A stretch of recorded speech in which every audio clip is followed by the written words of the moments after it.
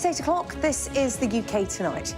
Coming up, Sky News tracks down a woman at the centre of a previously unreported Madeleine McCann theory, investigated by British and Portuguese police. The German woman was investigated 7 years ago when officers were working on the theory that Madeleine had been killed in a hit and run. That was just before Christian B, the paedophile who's due to be released from prison, became their prime suspect. We'll have a special report from our crime correspondent, Martin Brunt. Also tonight, the new Home Secretary vows to do whatever it takes to stop the small boats. Shabana Mahmood says the UK could suspend visas from countries that don't agree to return agreements.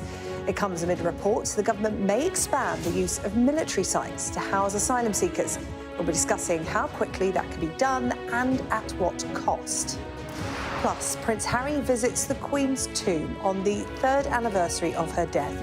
As he begins a week of engagements in the UK, no word yet on whether he will see the King. The Great North Mix-Up. Organisers of the world-famous half marathon say sorry after realising they'd put a map of Sunderland rather than Tyneside on 60,000 medals. And Baywatch in the Cotswolds claims Queen Bee and Jay-Z could be the next superstars to call Oxfordshire home. Well, that's come. Much more here on the UK Tonight.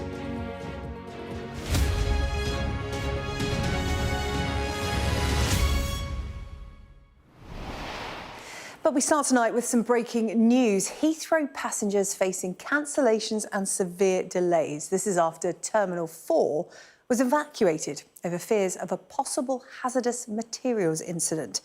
Firefighters were called to T4 just after 5 o'clock this evening. And as we know, the longer these problems last, the bigger the impact in the hours and days to come.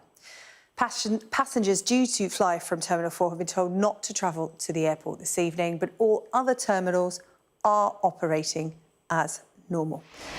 Well, let's bring you up to date with what we know so far. Sky's Molly Malone is following this story for us this evening. Molly. Well, this is an incident, SJ, that's been unfolding for a couple of hours now. Heathrow Airport confirmed that they closed and evacuated Terminal 4 and have been asking passengers not to travel there, although, as you say, other terminals do appear to be operating as normal. Now, the nature and specific details of exactly what happened at just after 5 o'clock earlier this evening aren't yet clear, but we have had a statement from the London Fire Brigade. They said that firefighters are responding to a possible hazardous materials incident at Heathrow Airport.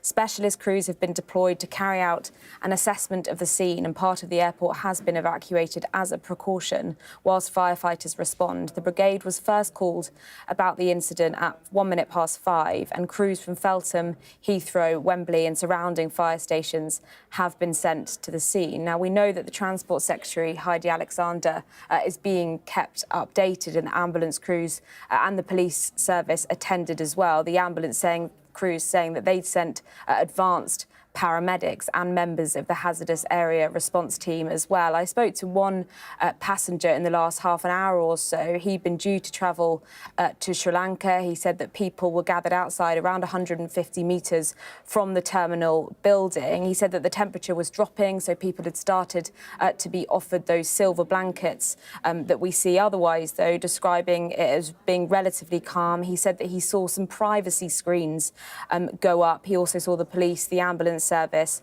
and the fire service all in attendance, with people dressed in white suits, which would be fairly standard, fairly typical when hazardous materials are involved. Now, as you say, all other terminals at Heathrow are operating as normal, and mostly flights from Terminal 4 at this stage seem largely unaffected. As the hours go by, though, clearly you'd expect some delays. This is an airport that serves tens of millions of people every year. Indeed, 84 million people travelled through Heathrow's terminals in 2024, and the surrounding infrastructure likely to be affected as well. National Rail have said that their trains were unable to operate out of Terminal 4 at the moment because of that unfolding incident. Clearly, at the UK's largest airport, an incident like this, although the details not yet fully clear, likely to be treated extremely seriously. OK, Molly, thank you. Molly Malone following that story for us here on Sky News this evening. Some more breaking news for you, this time from across the Channel in France, a country that tonight is facing yet more political turmoil. The country's third Prime Minister in a year will resign tomorrow morning. This is after losing a confidence vote in Parliament a little earlier on. The Prime Minister, François Bayrou, has paid the price for a deeply unpopular budget in France. He attempted to slash public spending to repair the country's finances. Well, let's speak now to Sky's Europe correspondent, Alistair Bunkle, who's been following events unfolding for us in France tonight. Just run us through exactly what happened, Alistair. Well, François Bayrou had proposed a pretty meaty budget to make big savings to help restore France's economy. Savings of around 44 billion euros, which included cutting to France's public holidays. It was a very unpopular proposition, both within the National Assembly behind me amongst politicians, but also within the wider French public. He then called unexpectedly in August a confidence vote, effectively to try and give legitimacy to his budget proposal. That was then debated on this afternoon for around three and a half hours. But it was always the expectation for a number of days now that François Bayrou would lose that vote, and he lost it by a large majority, 170 majority. So he will now hand in his resignation to Emmanuel Macron, the French president, tomorrow, and President Macron will have to find a new prime minister. Again, the fifth prime minister in around 2 years. So deepening a political crisis here in France, but also not resolving a deepening economic crisis. Yeah, familiar position for France to be in, as you said, with 5 prime ministers inside 2 years. But the question tonight, I suppose, for viewers watching right now, why does all of this matter to us in the UK? Well, I think it matters on a number of levels. I think first and foremost, I would say the migrant deal that was signed between the UK and France over the last couple of months, due to come in force in August, but hasn't really come into effect, to see this kind of one in, one out policy. So Britain will be able to return migrants to France. I think there'll be concern that the French government will now be distracted with events here and won't be necessarily pursuing that policy with the kind of energy that the British government would like to see and needs to see. But also, you know, France is a close ally. I mean, France and Britain might sometimes have a slightly testy relationship, but, you know, we've seen a pretty good partnership between Emmanuel Macron and Keir Starmer, particularly when it comes to Ukraine, the UK and France. The two of the big powerhouses in Europe, and so instability in France, can sort of have ripple effects across the continent, particularly when you are thinking of what to do in Ukraine, trying to find a ceasefire there, trying to make sure that there is perhaps some sort of peacekeeping force in the event of a ceasefire deal coming into play. You know, if Emmanuel Macron essentially is distracted with domestic politics, he's got less time for foreign affairs, and Britain is always a large part of France's foreign affairs. Alistair Bunkle, thank you very much following events for us from Paris tonight. Christian B., the prime suspect in the Madeleine McCann case, is set to be released from a German prison next week. He hasn't been charged over Madeleine's disappearance back in 2007 and denies any involvement. His release comes as new details emerge of another suspect, a German woman, who was investigated by police over claims that she killed Madeleine in a hit and run. Now, our crime correspondent, Martin Brunt, has tracked that woman down. And just to warn you, his special report contains flash photography. Prior to Luge, on the Feast of the Holy Bath, and in the traditional midnight dip, villagers wash away their demons. In the village church, the priest acknowledges there's a demon that still hangs over the resort. The mystery of Madeleine McCann, who vanished in Luge 18 years ago. Today it's a subject we try not to talk about much because it's so sensitive. People in the village are very certain. Everyone is convinced of what happened. But there's fear of addressing the case because it seems there were attempts to silence possible truths from the beginning. But Maddie hasn't disappeared from our hearts, and I don't think she will. The The Madeleine suspect, Christian B, as he's known under privacy laws, is about to be freed from a German jail at the end of a sentence for rape. One of the village's oldest residents who met the McCann family says everyone in Luge wants to see the case solved.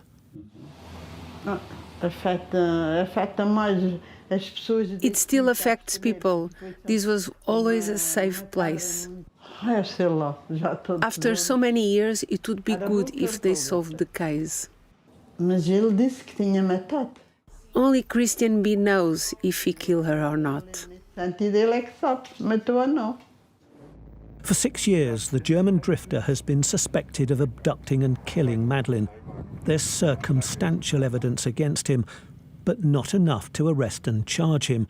So he'll be released within days, according to the German prosecutor now in charge of the Madeleine case.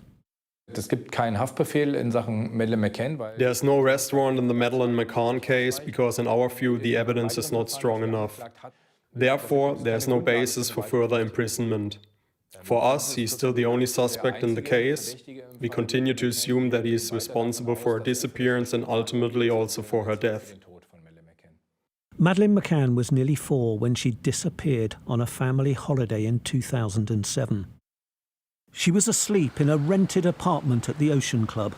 The young girl was in a room with her younger twin siblings, and the patio door was left unlocked. Their parents were dining with friends on the complex 60 yards away. The first suspect was a local man, Robert Murat. He was later ruled out. Then Madeleine's parents, Kate and Jerry McCann, were accused of covering up her accidental death. No charges have been brought against them. They too were cleared. The investigation continues. Another suspect was former Ocean Club employee Euclides Montero. DNA tests excluded him. 4 local men were questioned over the suspicion of a burglary gone wrong. They were eliminated. In 2018, Sky News was told of a new theory being investigated by Portuguese and British police. We didn't run the story at the time. The theory was this, that Madeleine woke up in the family's holiday apartment and managed to open the patio door. Then she wandered out in the dark, stepped into the street, and a passing car hit her and killed her. The suspected driver, we were told, was a German woman who may have been drinking. She panicked and drove off with the body. The night before her disappearance, her parents said Madeleine had woken up crying, and the next day she had asked where they had been. Part of the theory is that she might have gone looking for them. Another piece of the puzzle around the female suspect was a conversation overheard at an apartment nearby. A man with an English accent, her boyfriend it was thought, asked her, "Why did you bring her here?" The woman suspect went back to Germany. Her boyfriend returned to England, and he later died. 3 months ago, a Portuguese newspaper ran the hit-and-run story without naming the couple. The headline said German authorities refused to investigate it because Christian B had just emerged as a suspect. We identified the woman and rang her in Germany. She said she wasn't aware she'd ever been investigated as a suspect. German police did ask her repeatedly, she said, about Christian B. But had they been fishing for more? The woman told me that German police had called her and she'd been talking to them for over a year, but only about whether she had ever seen Christian B hanging around the McCann's holiday apartment. But she also said that the German police asked her for the SIM card from her Portuguese phone. I also sent the woman the Portuguese newspaper report of the hit-and-run theory. She said she hadn't seen it. She said, "Why didn't my friends tell me and call me about this? Do you think I ran her over? I didn't even have a car at the time." Local reports alleged the woman may have borrowed a car. I've also spoken to her late partner's family in England, and they told me that detectives from Scotland Yard's Madeleine squad had been in touch with them. Madeleine's mother, Kate, has long dismissed the whole idea of her daughter managing to get out of the apartment alone. She doesn't accept Madeleine could have opened a patio door, a child gate, and the small garden gate there at the time, and carefully close all three behind her, as she wrote in her book. What 3-year-old do you know who would do that? It appears the hit-and-run theory was abandoned as police began investigating Christian B., a man with convictions for rape and child sex abuse. A search of scrubland near Pradeluge in June was a final bid by German investigators to find forensic evidence to link Christian B. with Madeleine's disappearance, but it was fruitless. The Portuguese lawyer who once defended him over diesel theft in the Algarve said Christian B. will not enjoy his time as a free man. Well, I believe that his life is not going to be good at all. Not just because of the crimes that he committed and he had been in jail for, but also because everyone, when they see him on the street, wherever he is, they will always connect him to the case of Madeleine McCann. As Christian B. prepares to leave jail, the prosecutor is urging a judge to restrict his movements, a tag, a curfew, perhaps a travel ban. We don't want to investigate forever. If there's nothing more to investigate, or if we don't think that we will find some more evidence, then we will stop the investigation, and then we have to decide if we could charge Christian B. or not. How are you? If the suspect was to return to Portugal, there's one former acquaintance who won't welcome him. I think he's a danger to society. It's going to put a lot of children and women vulnerable again. He's an injurious monster as far as I'm concerned, from what I've found out over the years. And from even being about, I mean, he was a disgusting man, even when he was on the beaches flaunting himself and just naked there, lying advertising. No, this guy's not suitable to be released. For all that's been said about Christian B., for all the theories, the Madeleine mystery may never be solved, according to a former Portuguese detective. Unfortunately, this is a case that will haunt us throughout history. I would honestly like this case to be closed tomorrow, even to give everyone and the main people involved peace. But given the time that has passed, I think this is a case that will remain unsolved. Unless the perpetrator confessed to what happened, we won't know what happened. Remarkably, Christian B. has never been formally questioned by German police about Madeleine. He's admitted he's made mistakes in his life, but he insists he had nothing to do with her disappearance. Martin Brunt, Sky News, Portugal. Just an update on our breaking news this evening and that suspected incident at Heathrow Airport. Terminal 4, we understand, has now reopened. Heathrow releasing this statement within the last few minutes, saying that Terminal 4 has been deemed safe to reopen this evening. Emergency services confirming that, saying that they are doing everything they can to ensure all flights do depart as planned today. Heathrow go on to say, we are very sorry for the disruption caused. The safety and security of our passengers and colleagues is our #1 priority.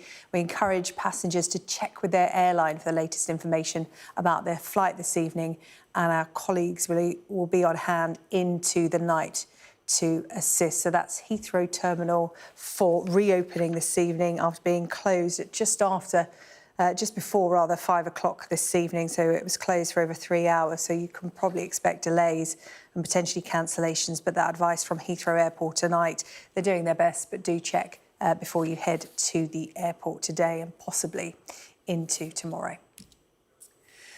In other news today, Prince Harry has paid his respects to the late Queen today, laying a wreath at her tomb on the 3rd anniversary of her death.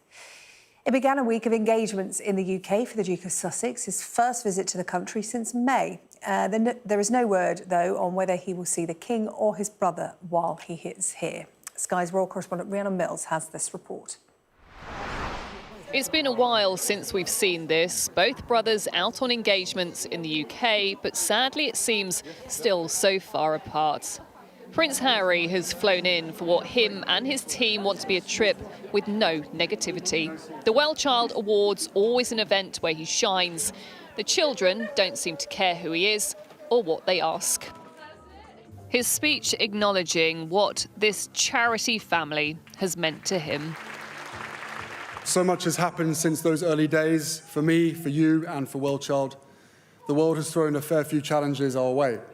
But through it all, Well Child has remained rock solid in its mission: to give children and young people with complex medical needs the chance to thrive.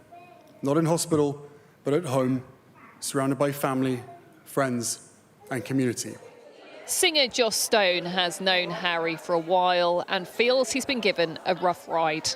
I think people talk a lot and they don't know a lot. And when it comes to people like Harry and people, anybody in the public eye, it doesn't really matter who. The proof's in the pudding. So at the end of the day, he does really good work for people. His arrival came on a poignant day for the royal family. Gun salutes marking 3 years since Queen Elizabeth died. The King, seen at church yesterday, was spending his accession day privately in Scotland. Whether he's going to travel to London in time to see Harry, the palace won't say. But we do know that Harry is going to be around for most of the week.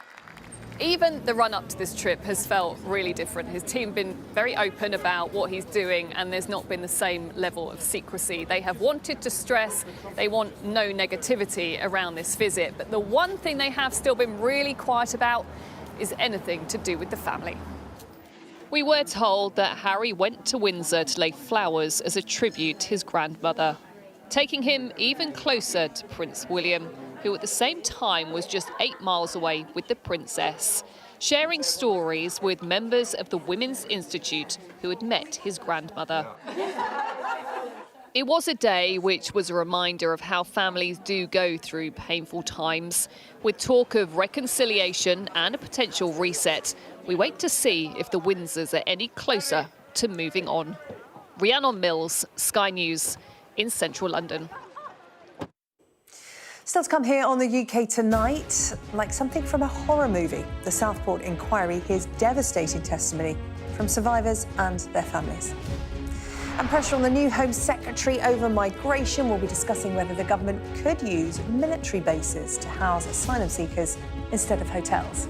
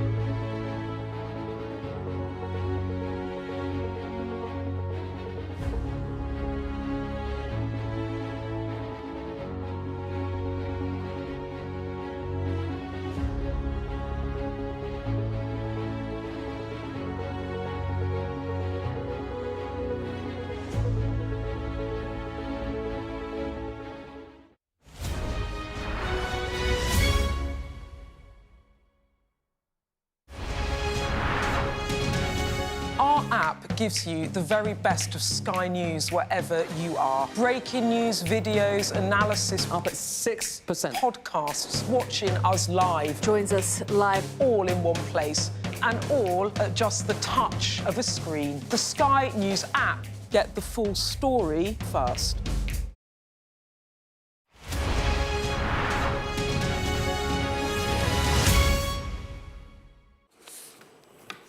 The newly appointed Home Secretary, Shabana Mahmood, has quite the entry. But top of that pile, undoubtedly, the migration crisis and stopping the small boats.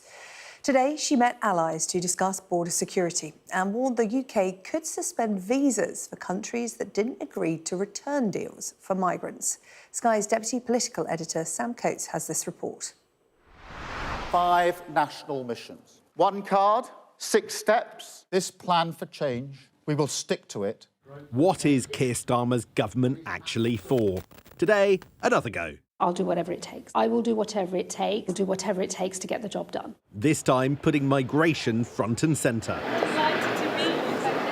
The new Home Secretary, her first public engagement, meeting her counterpart in the Trump government. Not quite going that far, but the shift is clear. Making sure that we are able to return out of our countries people who have no right to be in our countries and send them back to their home countries. So for the countries that do not play ball, we've been talking about how we can take much more coordinated action between the Five Eyes countries. And for us, that means including possibly the cutting of visas in the future, just to say, you know, we do expect countries to play ball, play by the rules, and if one of your citizens has no right to be in our country, you do need to take them back.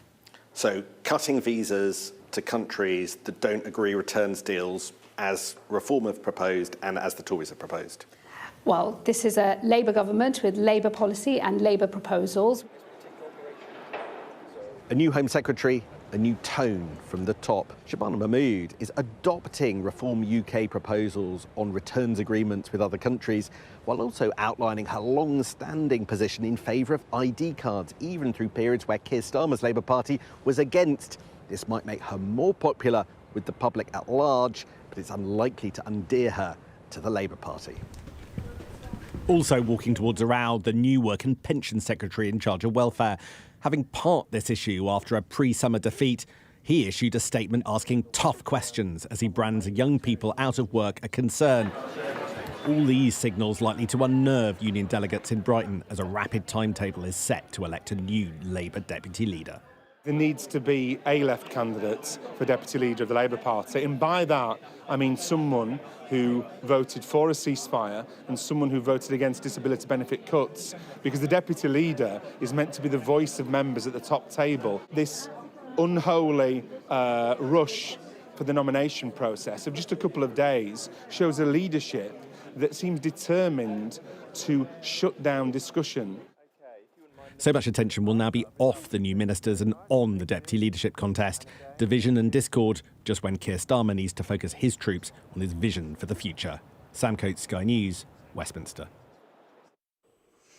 Well, as we heard from Sam, the government facing a huge challenge on migration. Over the weekend, the Defence Secretary said that ministers are actually considering using military sites to house asylum seekers, with Shabana Mahmood reportedly set to announce plans in the coming weeks. But is that easier said than done? How easy is it to set up a site like that properly and safely, and of course, at what cost? Let's get some insight into all of that, shall we? I'm joined now by the Chief Executive of the Refugee Council, Enver Solomon. Good evening to you.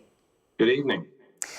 First of all, your thoughts on this proposal of housing illegal migrants in army barracks, essentially. It's not a new idea, but it's the latest offering from the government. Your thoughts?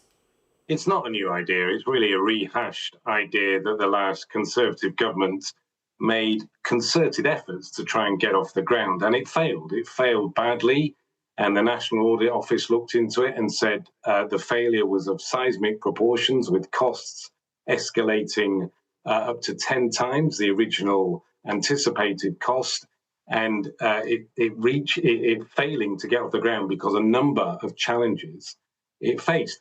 The most obvious one is that lots of land that the MOD has is not appropriate. It costs a lot of money to make it appropriate. Sometimes there's former dumps of previous munitions on those sites. And also there's a lot of local opposition to these sites. And the last government faced lots of councils, lots of local protests that resulted in court cases and the government having to pull back from going forward with the plans. Yeah, there are a couple of these in operation, I'm led to believe, used for this purpose already in Essex and Kent.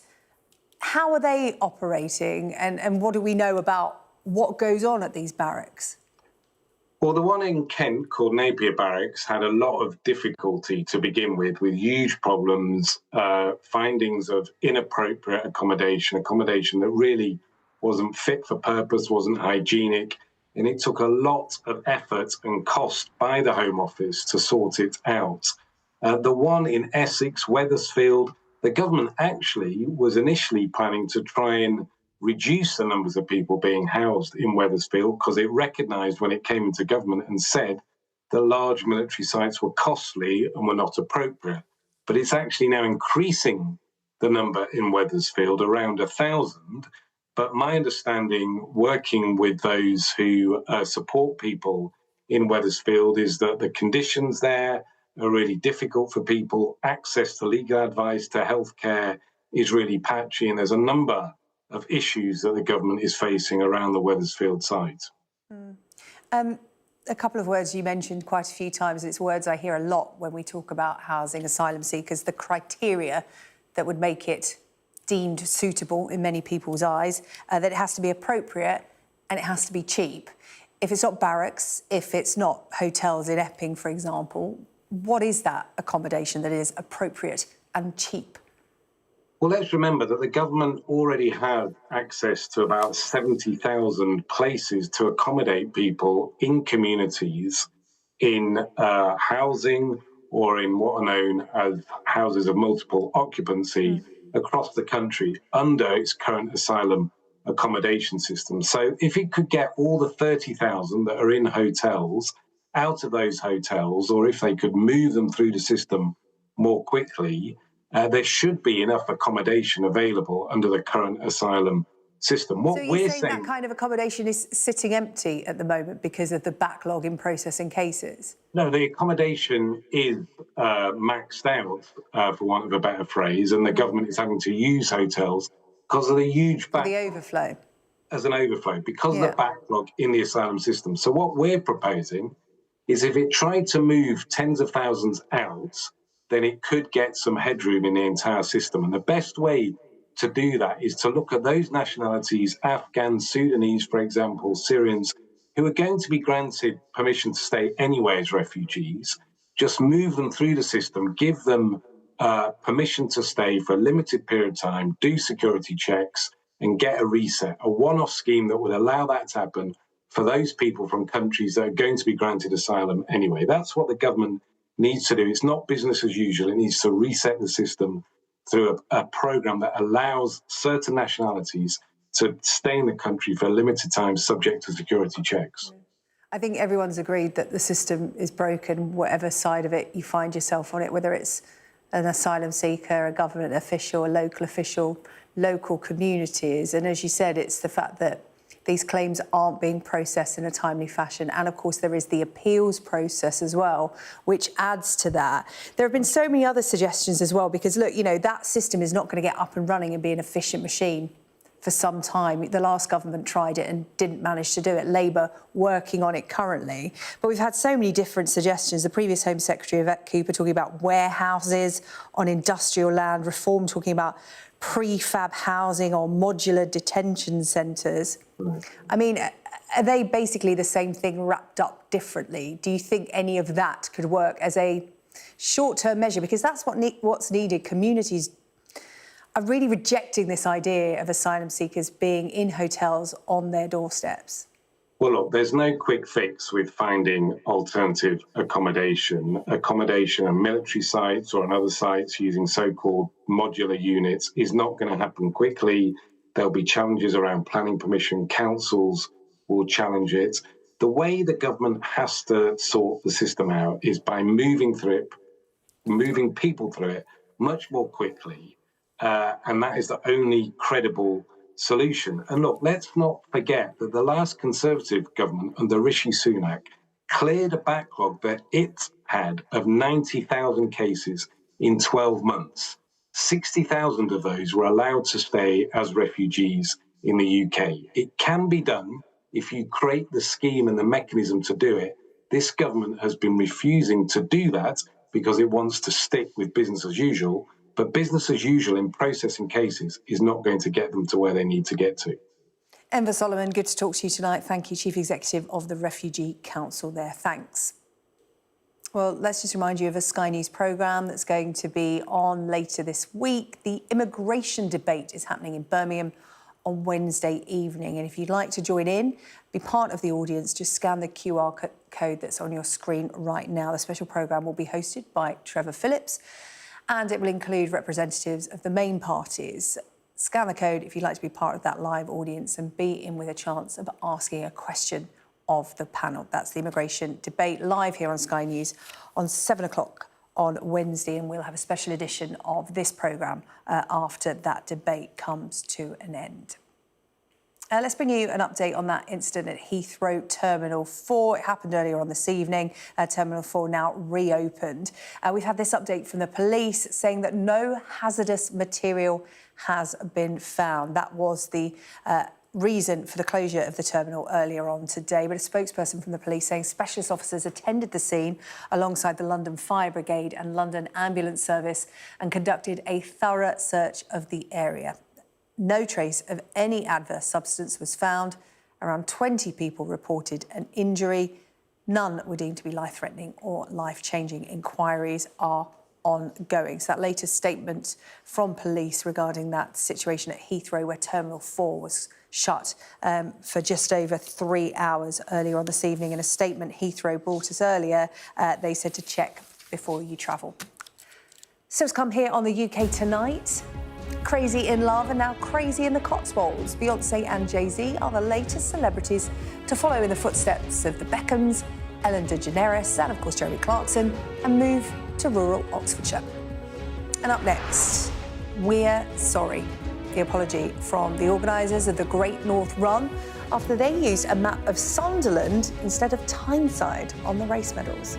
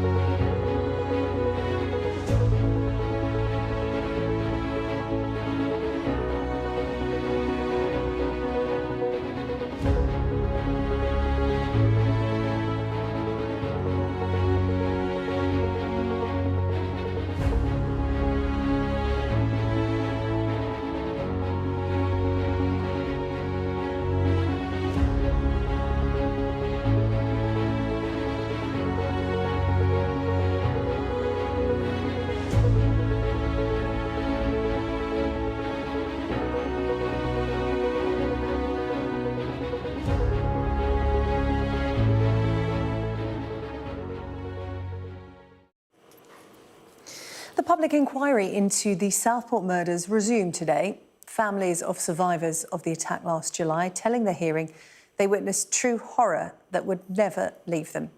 The inquiry is looking at whether the attack could or should have been prevented, considering what was already known about the killer. Sky's North of England correspondent Shingi Marike was in Liverpool today.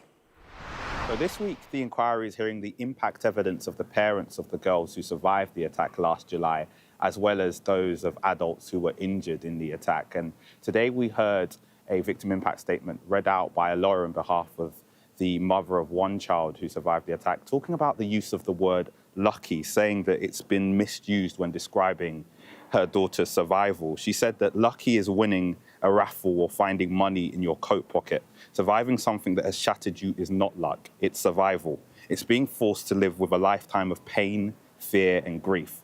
Calling this lucky ignores the cost of carrying it, dismisses a lifetime of scars that you cannot see and you cannot even begin to imagine. Lucky would be having the little girl I had before. She then went on to describe how her daughter has been changed forever, living in a state of constant vigilance, scanning every person or situation for danger and struggling to enjoy the things that children would typically enjoy, like pantomimes or films. And she went on to stress the fact that her daughter will feel the consequences of what happened that day forever. The inquiry also heard from John Hayes. He was a local businessman whose office was next door to the Heart Space building where the attack took place.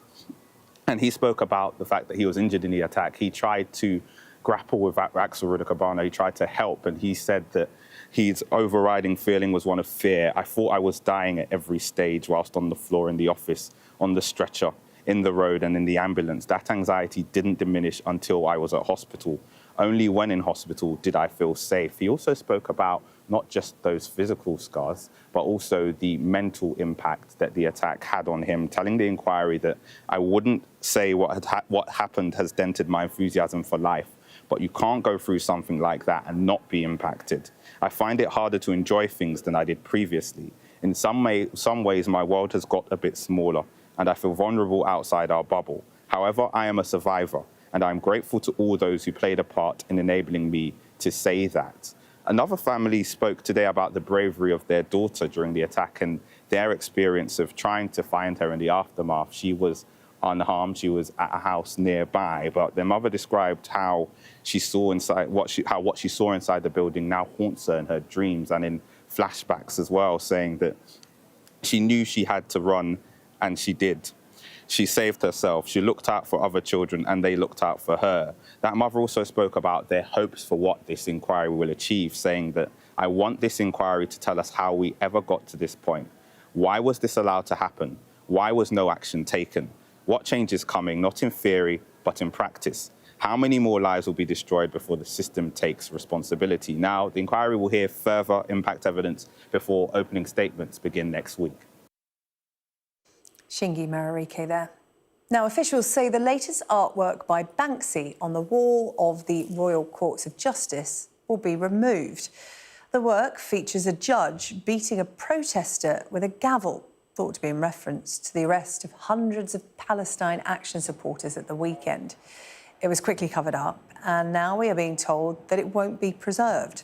A spokesperson for His Majesty's Courts and Tribunals saying that because it is a listed building, its original character must be maintained.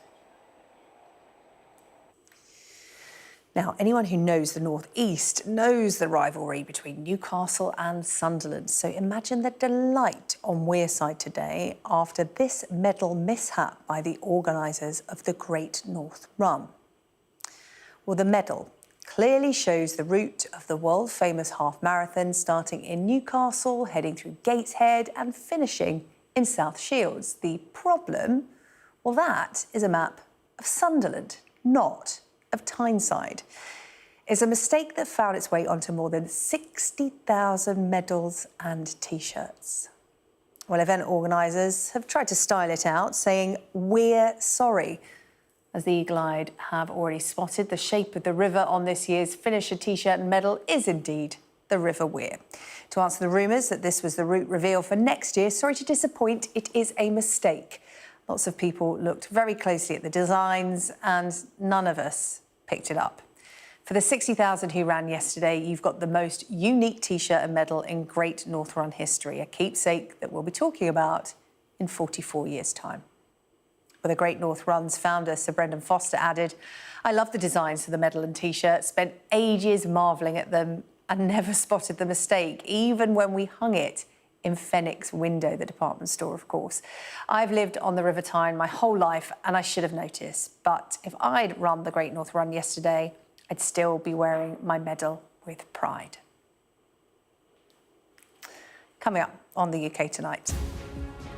Beyoncé and Jay-Z swapping LA for the Cotswolds, the latest in a long line of celebrities to pitch up in rural Oxfordshire. And coming up in the sport, Manchester City and the Premier League settle their dispute over associated party commercial deals. We'll have the details.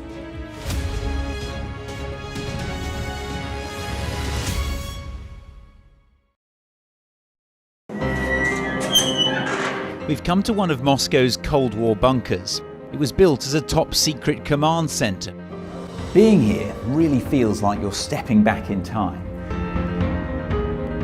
I'm Ivor Bennett, Sky's Moscow correspondent. A show of military might and menace. Courage, bravery and sacrifice will win the day. It's a new subject. They'll learn about combat drones and some how to handle a Kalashnikov.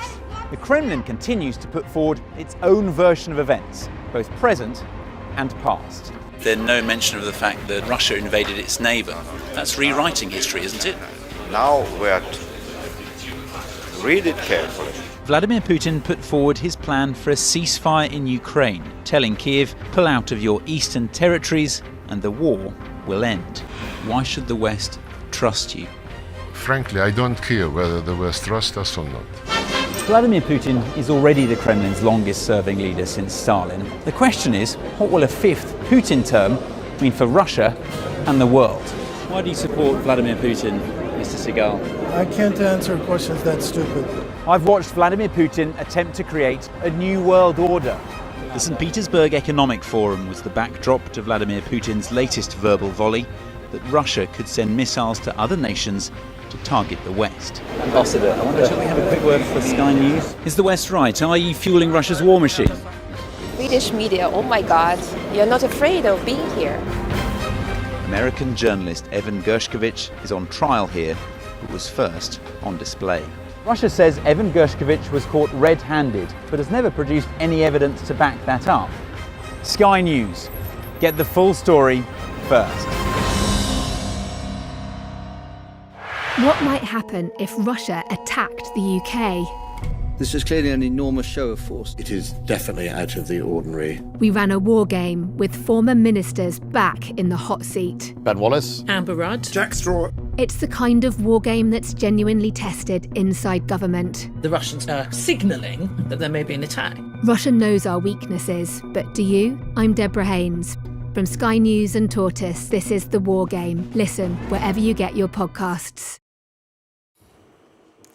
Hello, welcome back. Coming up, as reports suggest, Beyoncé and Jay-Z could be the next superstars to call the Cotswolds home. Is there any room left in the Cotswolds or any more superstars, I hear you cry? We're going to find out why this area is so popular with the rich and famous and what it means for the locals.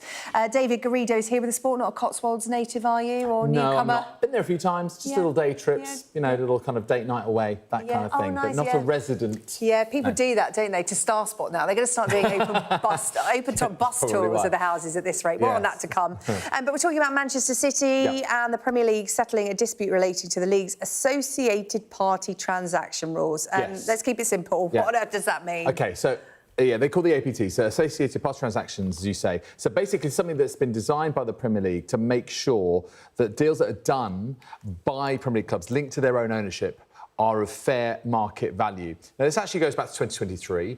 City wants to do a sponsorship deal with Etihad Airways, who, well, you can see there on their home shirt there, and First Abu Dhabi Bank. So they submitted that to the Premier League to try and comply with APT, but they were blocked by the Premier League.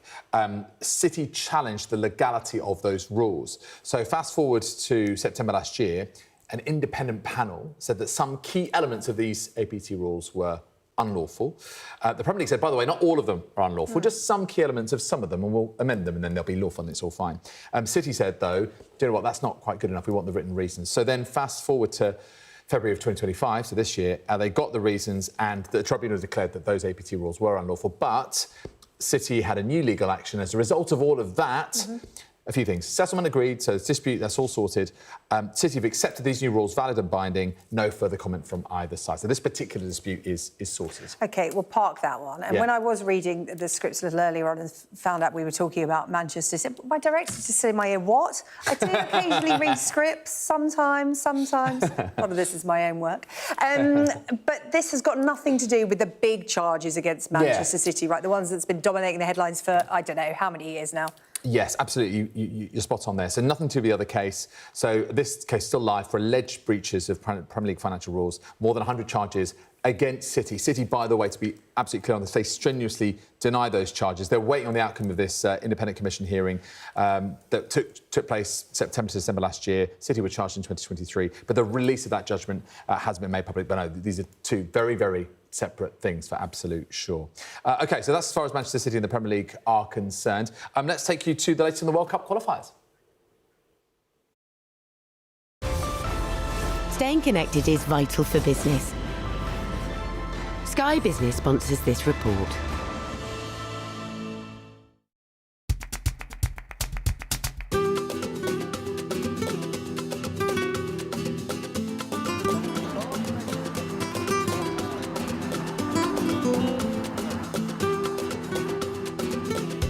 The club made a great pitch to me, that they wanted me. They gave me a 4-year contract. All the stops were out. They made me feel really welcome. We arrived at the airport there in Madrid, and there were 30, 40, 50 journalists, cameras, and we thought, oh, they come for this movie star, you know? Suddenly we see, Jesus Christ, Jimmy, it's for you. It's always difficult losing a great player. Jimmy, for me, was always a world-class striker. Probably not talked about as much, I don't think, as to some of the other great strikers, but I was fortunate enough to play with him. We obviously made a very good profit on him. If you just take the business transaction, not the football emotion, the transaction was a good deal because we bought him for 2 and we sold him for £12 million. In 2 years, got 6 times their money. I was not a big earner at the time at the club. So for them, it was a big gain. Sky Business sponsors this report. Now, while the Cotswolds may lack glittering nightlife, easy parking or even decent Wi-Fi, it more than makes up for it in celebrity neighbours. Beyoncé and Jay-Z reportedly set to become the latest in a long line of A-listers, including the Beckhams and Kate Moss, to move to rural Oxfordshire.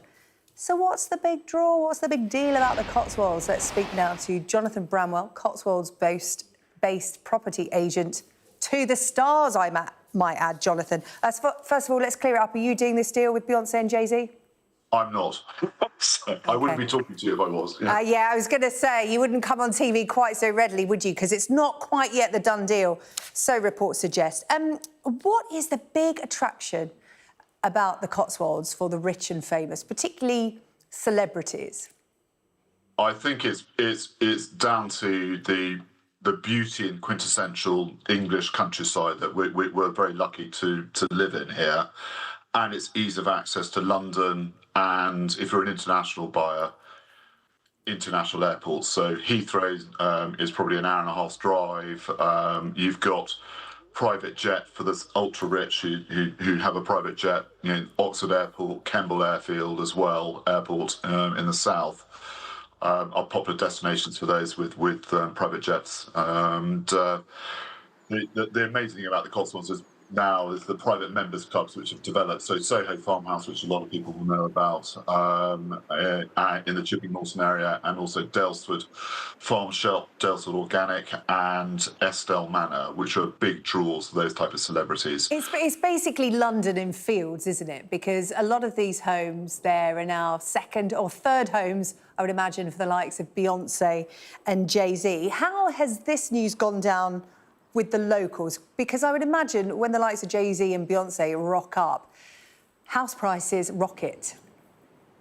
Well, they can do, but it's house prices in the Cotswolds have been high for a long time, so I think it's slightly taken with a bit of a shrug of the shoulders, and it's just another celebrity who's come to live here. I mean, I guess none of them. And we had JD Vance visiting the other day, and that caused more of a commotion probably than Beyonce coming to live in the area.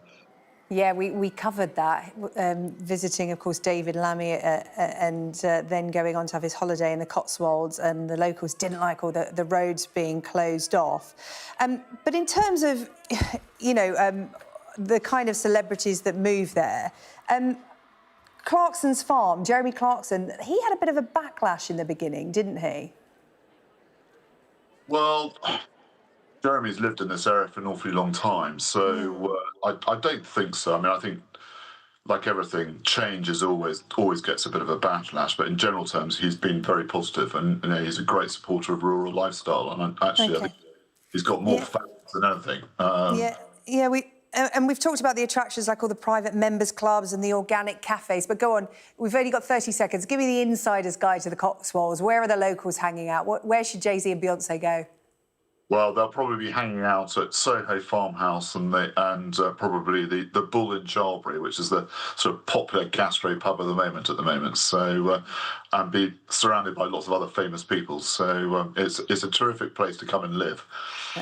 Okay, I was joking that they'll be doing open-top bus tours of the local area. There's so many celebrity homes there, and I read a quote in the papers from a local resident who was very excited, saying she was looking forward to seeing Beyonce at the local fete. That remains to be seen. Really good to speak to you, Jonathan Bramwell, there, country property buying agent in the Cotswolds, not representing Jay-Z and Beyonce for this deal, it has to be pointed out. Thank you very much for your time tonight. Thank you. That's all from the UK tonight. All the highlights on our webpage if you've missed any of our interviews tonight or indeed last week. Yelda is next with The World. She's live from Paris on the latest political crisis in France. Stay tuned.